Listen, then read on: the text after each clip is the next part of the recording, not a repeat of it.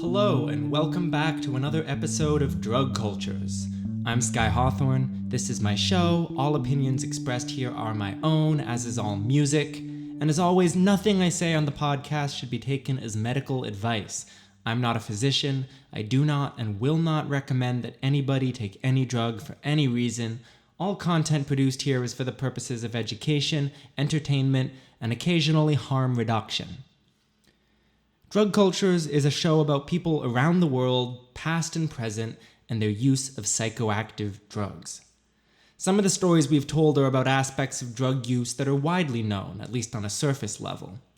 Most people, for instance, know that millions of Chinese people were addicted to opium in the 19th and 20th century, and that this had something to do with British imperialism. But when you think about cultures that use drugs, there's probably one group that quite explicitly does not come to mind, and that is Mormonism. Sure, maybe you've been binge-watching The Secret Lives of Mormon Wives and were as surprised as I was when some of the aforementioned wives went to a ketamine clinic, but for the most part, Mormons, for their nearly 200 years of existence, have been famously straight-edged, practitioners of a fairly extreme form of temperance that sees even coffee as an illicit intoxicant, though some do make an exception for caffeinated soda.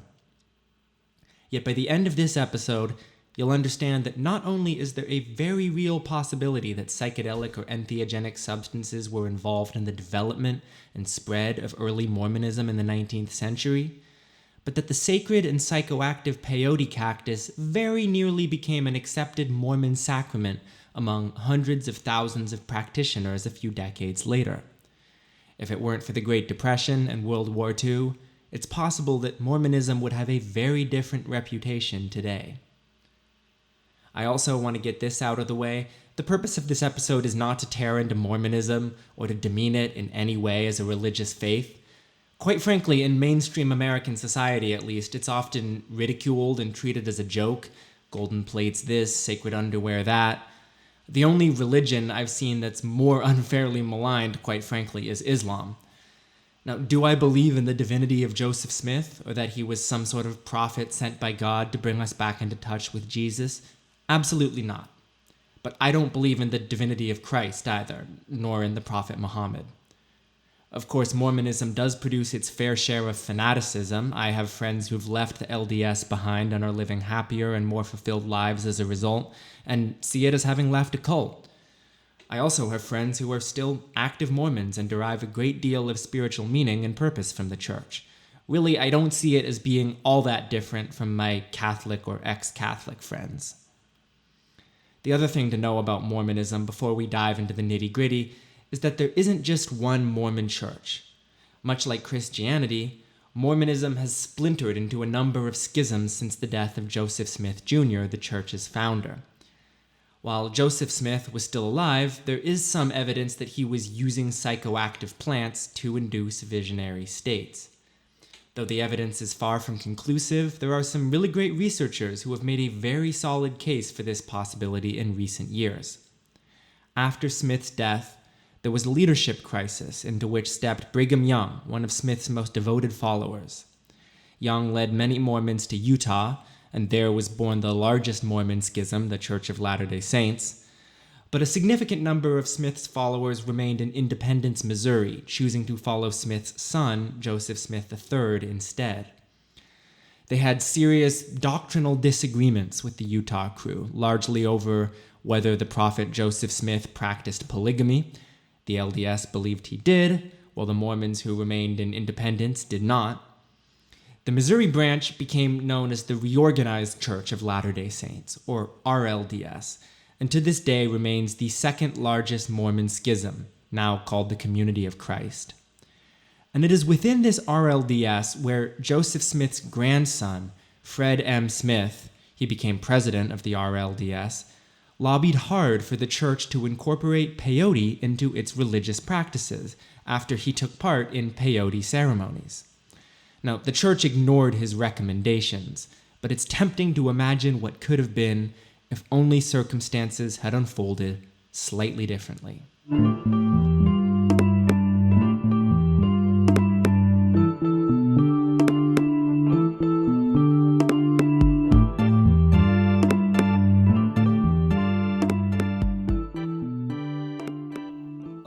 itself to be transported back in time 200 years into the past. It's the 1820s, and the United States as we know it now is a vastly, vastly different place.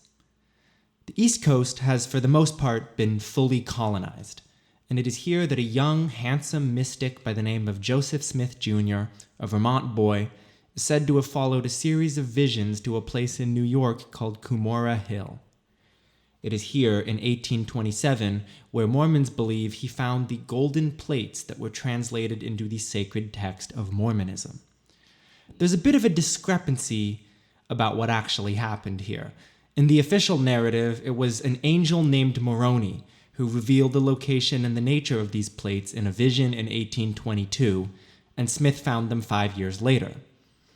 Now, in recent decades, there's some contradictory information that's been released, including an 1830 letter written by one of his earliest followers, in which he described a story relayed to him by Smith, who ostensibly had tried to access the plates in 1823, but found them guarded by a white salamander with spiritual powers, who struck the future prophet to the ground and prevented him from acquiring the plates. In another recently uncovered letter, this one from 1825, Smith talks about using occult magic to locate buried treasure. Clearly, he was already hard at work searching for these golden plates. Now, a lot of Mormons get uncomfortable when you talk about Joseph Smith's well-documented interest in the occult, because to them, it undermines his divinity. They see it as heathen, pagan, antithetical to the fundamentals of his own teachings. And it's true that when you get into the early years of Mormon history, as his movement grew from just a handful of followers in 1830 to thousands by the time of his death 14 years later, there are a lot of contradictions that might be troubling to his more devout followers, many of which we'll talk about later on in this episode. But before then, I want to talk a bit about what was happening at the exact same time, but 1,000 or so miles to the south and the west. I'm speaking of the rapid spread of the ceremonial use of peyote cactus, which in the past had largely been limited to indigenous tribes of the southwestern United States and northern Mexico. When these tribes came under the control of Spanish colonists, the Spanish tried to destroy their sovereignty by spreading Catholicism, often at gunpoint. The manifest success of this project can be seen in just how widespread Catholicism remains in this part of the world to this day. But as missionaries in the 17th and 18th century spread their religion, they also contributed to the spread of ceremonial peyote use. Around the same time, tribes in the north, such as the Comanche and the Kiowa, who had recently acquired guns and horses after the Pueblo Revolt, frequently raided tribes to the south, and many scholars have speculated that during this time, peyote use began to proliferate among more northern tribes across the Great Plains. The story of peyote's spread is a fascinating one that I explore quite deeply in episode 5 of this podcast, Peyote Through the Centuries. I highly encourage you to check it out if you want a more comprehensive overview of its history. Suffice it to say, the modern peyote religion, as practiced most famously within the Native American Church, didn't come into being until after the genocide in the late 19th and early 20th centuries, when its survivors were forced onto reservations and peyotism, as it's sometimes called, became a means of nonviolent resistance and cultural preservation. But it's still quite likely that at the same time Joseph Smith was having his visions of buried treasure and doing battle with angels or salamanders, depending on who you ask, the peyote trade was spreading across the American frontier. Is it possible that Joseph Smith and other early Mormon leaders came into possession of this peyote and that it played some sort of foundational role in the spread of Mormonism? Such a hypothesis is totally unproven and likely unprovable, but according to a group of serious scholars like Robert Beckstead and Cody Nassini, who published their findings in a 2019 issue of the Journal of Psychedelic Studies, there's a very compelling case to be made that peyote or some other psychoactive or entheogenic plant might have been involved. Between the years of 1830 and 1836, the Mormons were most active in a city called Nauvoo, Illinois, a city whose population at the time rivaled that of Chicago. During this time, Mormonism exploded in popularity, and it's well documented that the draw for many people was the ability to have direct religious experiences. Here's a passage from this 2019 publication, which I'll link in the show notes because I think it's really interesting. Discovering their yearning could be satisfied in Mormonism, seekers flocked to Joseph Smith, swelling church membership from a mere 6 in 1830 to 8,000 living in Nauvoo by 1844, rivaling Chicago in population size. Critical to the rise of convert numbers that the church experienced was that between 1830 and 1836, seeker converts participating in Mormon rituals in which sacraments were ingested or anointing oils applied had the dreams, speaking in tongues, miracles, and spiritual raptures they sought, with many enjoying visions of God and Jesus Christ. Now, it's possible that people had these visions without the use of any mind-altering substances. This was an era of religious revival across the United States. The phenomenon of speaking in tongues was hardly limited to early Mormonism. It was common in black churches going back decades and had recently spread to white Protestants as well. I've seen a room full of people get hypnotized thanks only to the dulcet tones of a dude who looked kind of like Drake, so I do believe almost anything is possible under the influence of a charismatic enough leader. But Joseph Smith was not just a charismatic leader. In addition to his religious convictions, he was a believer in occult magic, with a well-documented interest in the healing power of herbs. His wife, Emma Hale, was also a gifted herbalist, and is known to have used a salve made from Jimson weed, which is more commonly called datura, and can be a powerful and long-lasting psychedelic with the right preparation. Other early Mormon leaders, like Parley Pratt, made a special effort to preach to and convert local indigenous people. Is it possible that the conversion went both ways, and that for a time peyote played a role in the nearly ubiquitous visions reported by early Mormons? We know that when the Sauk Indians visited Nauvoo in 1941, Emma Hale exchanged herbs with them. Could other exchanges have happened in the years prior, including the exchange of visionary substances? While this question unfortunately does not have a concrete answer, Joseph Smith did have a peyote stone in his possession at the time of his death, these stones being used in many Native American ceremonies. So if peyote was really a part of early Mormon ceremonies, and I must remind you yet again that the closest thing we have to hard evidence for that hypothesis is the one aforementioned peyote stone, why did it stop? Again, 200 years is enough time for the history to get pretty murky, but there's a very interesting piece of testimony that might shine light on the possibility that early Mormon sacrament was a psychedelic, as well as the reason that might have changed. In the 1830s, as the Mormons were proselytizing and attempting to grow their ranks, leaders of the movement would often invite non-Mormons to watch the meetings, confident that anyone who watched a room full of people have a visionary experience under Joseph Smith's guidance would become convinced of the spiritual truth of this new religion. One of these witnesses was a physician by the name of James J. Moss, who wrote extensively in his letters about what he witnessed. Moss, upon seeing the ceremony, became convinced that a drugged wine was being used to induce visions of angels and strange wonders made to appear in the night. No doubt some of you are thinking, wine? Psychedelic drugs are one thing, but isn't alcohol explicitly forbidden in the Mormon faith? The answer may not surprise you. There's pretty compelling evidence that this was not always the case. At a wedding in Kirtland, Ohio in 1836, a large group of saints, which is just another word for Mormons, gathered, and Joseph Smith wrote the following passage in his journal. We then partook of some refreshments, and our hearts were made glad with the fruit of the vine.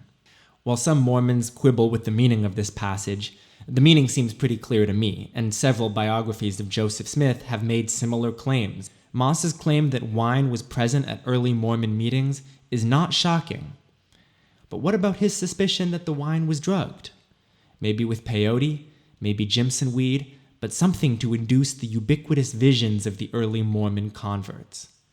Moss, for his part, attempted to steal some of the wine to see whether his suspicions were accurate. Unfortunately for us, he was caught, and confessed his suspicions to Joseph, who shortly afterward, according to Moss's letter, received a vision that all those things were from the devil.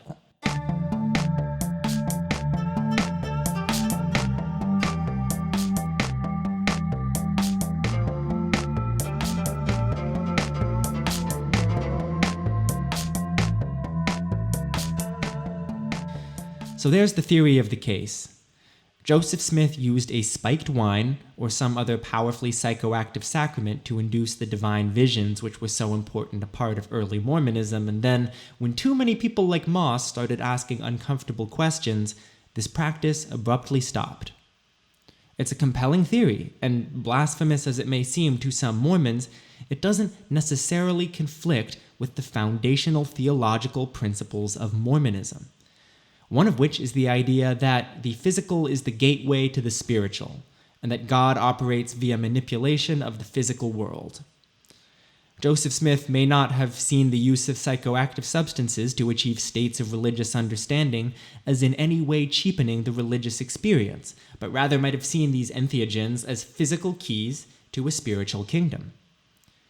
Either way, if this practice existed at all in the 1830s and 1840s, it pretty much disappeared after Joseph Smith was killed by a mob in 1844, along with all traces of the visionary Mormonism whereby new initiates experienced religious fervor in closed-door meetings.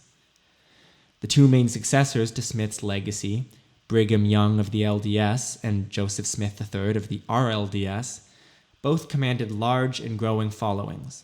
But the movements they led began to look less like the visionary occult magic of early Mormonism and more like the religions we all know and love, leaning more heavily on faith and less on direct experience of the divine.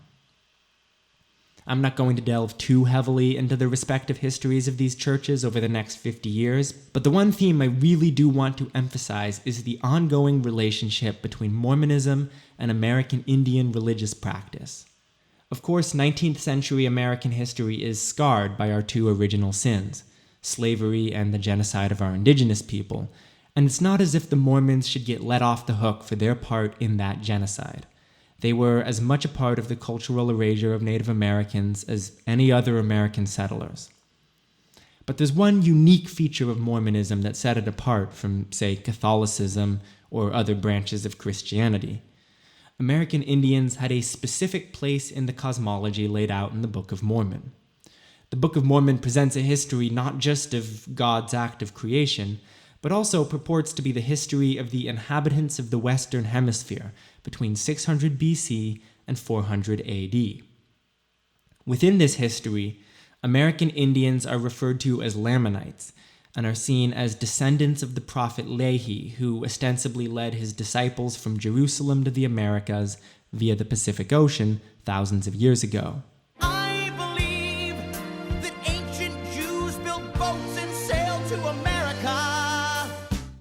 So most Mormons saw the Lamanites as a spiritually important group of people who needed to be brought back into God's good graces, rather than godless, inferior savages who merely needed to be conquered or subjugated. It's natural to see how many American Indians, disillusioned or disconnected from their culture's traditional religious beliefs, might gravitate more toward Mormonism as opposed to other Western religions. Especially among tribal nations that have kept detailed written records like the Navajo, you can really see this trend in the late 19th and early 20th centuries, starting in the 1870s and really picking up during World War II, as many young people turned away from their traditional religions, which had failed to adequately explain the technological and cultural changes brought on by westernization and modernization. In fact, a lot of the same forces that propelled the growth of the Native American church and the peyote religion on reservations across the United States also led to the widespread adoption of Mormonism on these reservations. In both cases, they provided a syncretism, which is basically a blend of different cultures within a religion. The Native American church was technically a branch of Christianity, but one which encouraged the ceremonial use of peyote and which had a distinctly Indian character. Likewise, the saints did not force American Indians to renounce their religious beliefs upon converting to Mormonism.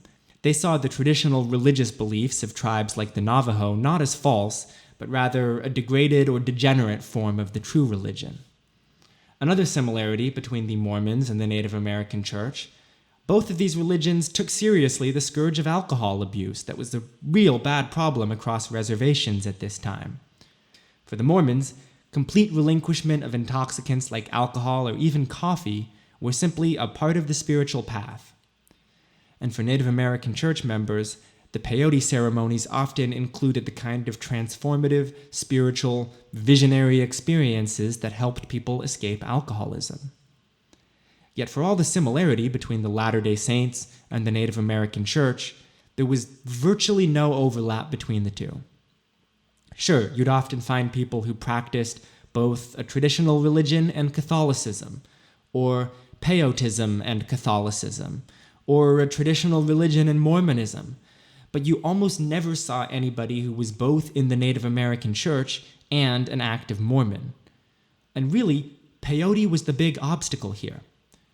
Peyote was the foundational sacrament within the Native American Church, the visionary cactus that adherents believe was given to them by the Great Spirit during their time of need.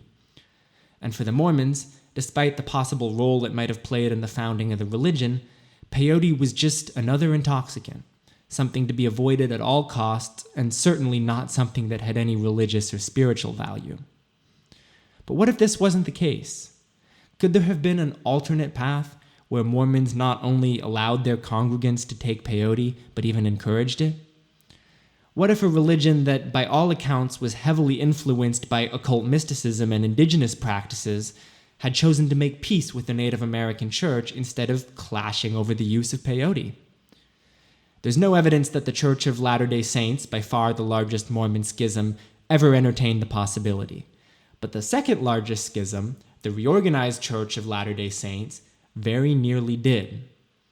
After the break, we'll talk in more detail about how RLDS President Frederick M. Smith, engineer, philosopher, professor, and grandson of Joseph, became a peyote evangelist, encouraging his friends, family, and church to follow in his footsteps.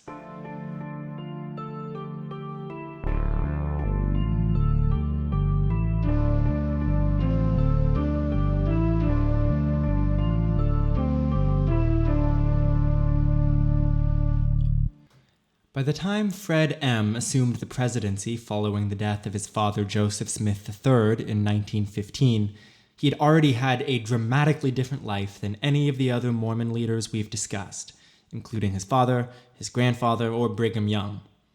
Fred M. Smith was an academic, and his religious beliefs, while authentic, were very clearly influenced by his studies.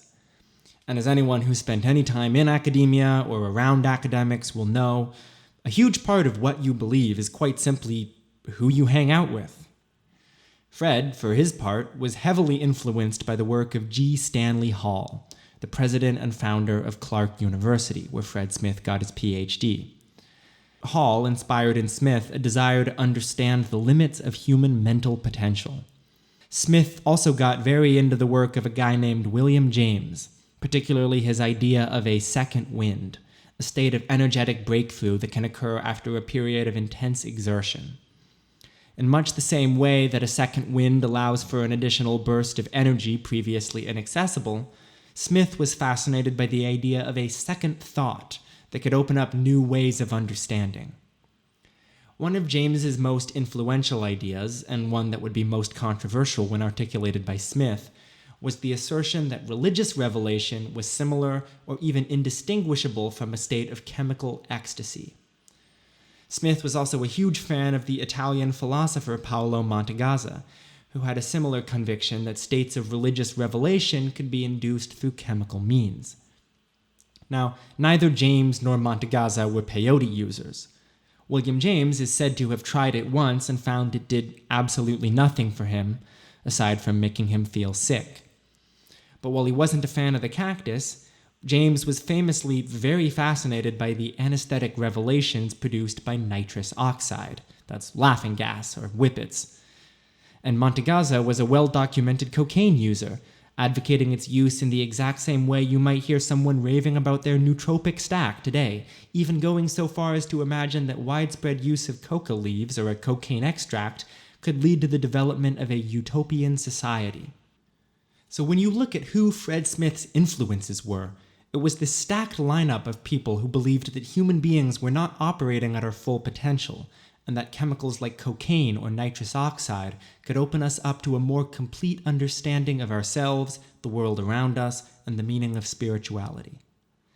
Taking all this into consideration, it's not at all surprising that when Chief Three Fingers of the Cheyenne Nation approached Smith in 1909 to discuss the ceremonial use of peyote, Smith would have an open mind, especially considering that Chief Three Fingers was also a member of the RLDS. While American Indians are often suspicious of white people who want to take part in peyote ceremonies, for understandable reasons, it's likely that Smith's bona fides as an authentic religious leader are what got him into the tent. Around this time, he invited fellow RLDS leader Hubert Case to join him in a ceremony, saying, "I say, Hubert, the only way we will know is to eat some of it and note the effects. I suggest we try it." Case, whose missionary work was responsible for converting many Native Americans to Mormonism, is likely another person whose status and trust in the community would have allowed him to take part in one of these ceremonies.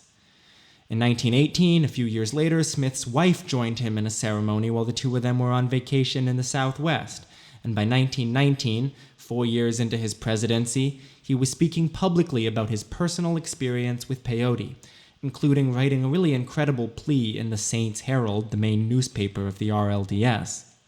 In this publication, he speaks soberly and honestly about his experience attending peyote meetings with Hubert Case, the plight of the Native Americans, and the need to protect the religious freedom to ceremonially use peyote in spite of the steady creep of prohibition. Now, I do want to say, this probably won't surprise any of you, Fred M. Smith is hardly what we would call an anti-racist.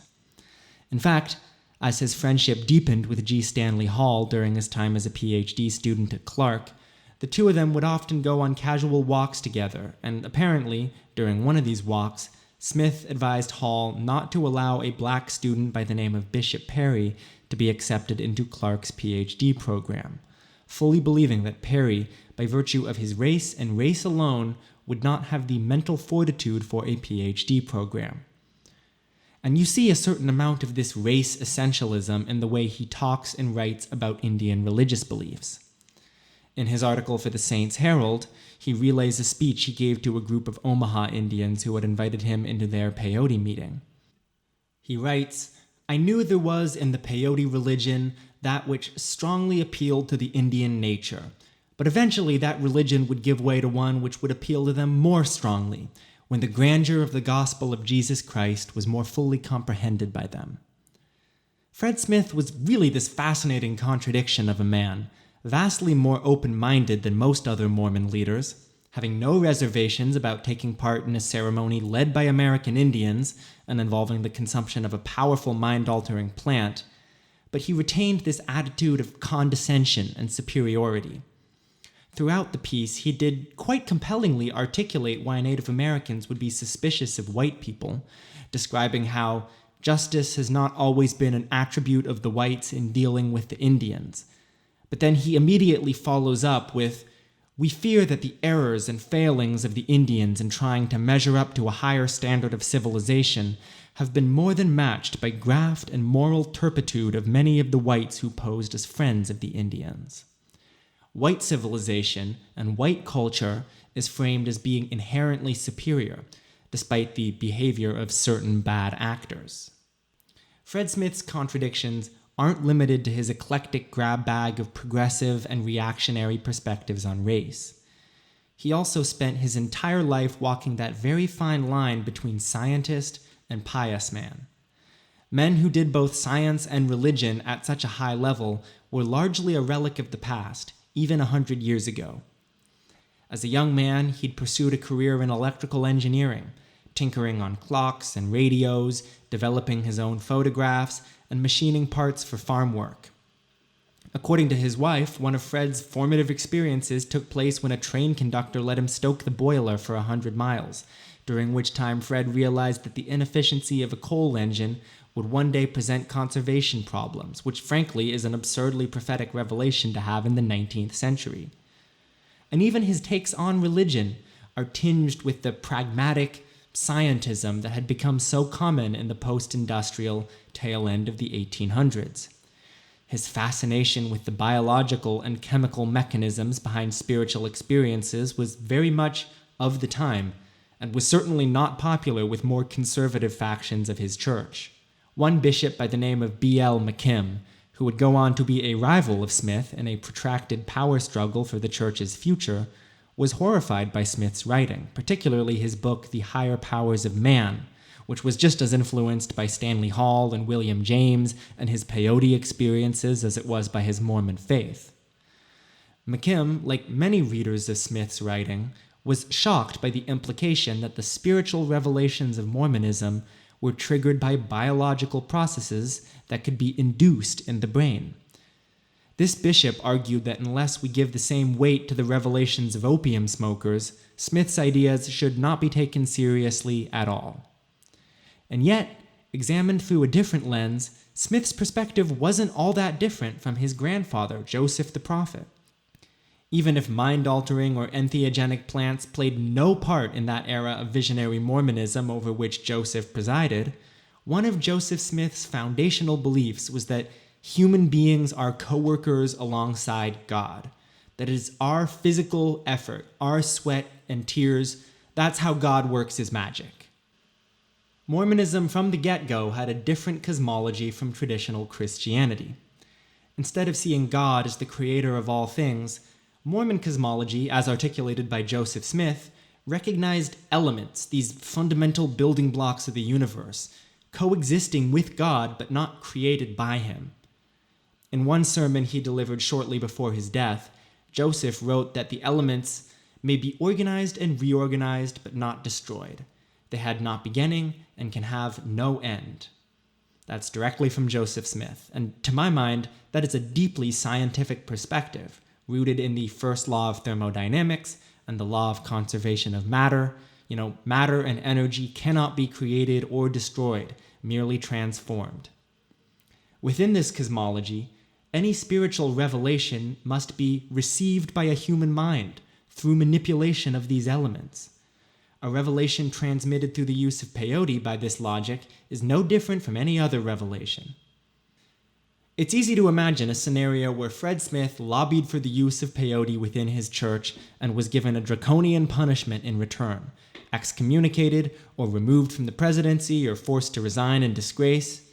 No such thing happened, however. Rather than punishing him for his peyote advocacy, the church simply ignored him altogether. Anyone who's ever had a profound psychedelic trip will likely relate to this experience, the way in which people's eyes glaze over when you try and describe it to them, or explain that what you experienced wasn't simply drugs, but something important, something with spiritual or metaphysical significance. Unless you've experienced it yourself, or unless the person relaying the story has truly remarkable charisma, hearing someone describe their peyote ceremony or ayahuasca journey is about as interesting as watching paint dry, and only slightly more interesting than listening to someone describe their dream. As Fred Smith's great-grandson describes it in a piece called Social Gospel Through Enlightened Higher Power, the Mormons really need to chill with these articles, man. Anyway, Fred Smith's great-grandson described it this way. He said, "The church delivered the supreme snub. They did not disagree with his vision, they just ignored it." Going on, he writes, "We can summarize what ultimately happened to Fred M's search for access to higher power by noting these 5 immediate distractions. 2 wars that sapped the church's energy, a depression that prevented initiation of such new programs, argument over who was in command, division of direction and thus energies, and a global expansion that meant the rustic, some may say primitive, perspective of Native American ceremony and tradition would be seen as less appealing."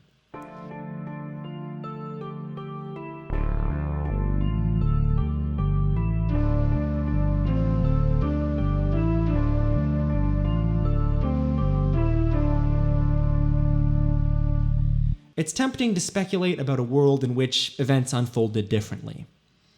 If it weren't for a depression and a world war, would Smith's efforts have paid off? Would this have affected the Utah branch of Mormonism at all, or would the Church of Latter-day Saints have simply continued to do their thing?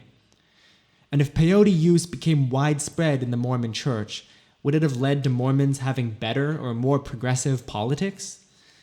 Well, I think they'd certainly have better politics on exactly one issue, and that issue is peyote. But beyond that, and I've spoken about this extensively in prior episodes of this show, I don't think there's any reason to believe that the use of these drugs, call them psychedelics, or hallucinogens, or entheogens, or whatever you wish to call them, but I don't think there's any evidence they make your politics better. There are psychedelic Nazis out there. The QAnon shaman is into ayahuasca. The leader of the Proud Boys has given advice for how to handle bad trips on his podcast. And yet, just this year, a study was published in which 24 religious leaders took high doses of psilocybin mushrooms for the first time. These religious leaders included multiple rabbis, a Zen Buddhist Roshi, a Catholic priest, and a Baptist Bible scholar. 90% of them said it was one of the most meaningful and sacred things they had experienced in their lives, and half said it was the most profound thing they had ever experienced. So for all my cynicism about the political implications of widespread psychedelic use, I am still so fascinated by the spiritual implications of this largely forgotten chapter of Mormon history, and cannot help but wonder what might have been. I'm Sky Hawthorne. This is Drug Cultures. Thanks for listening.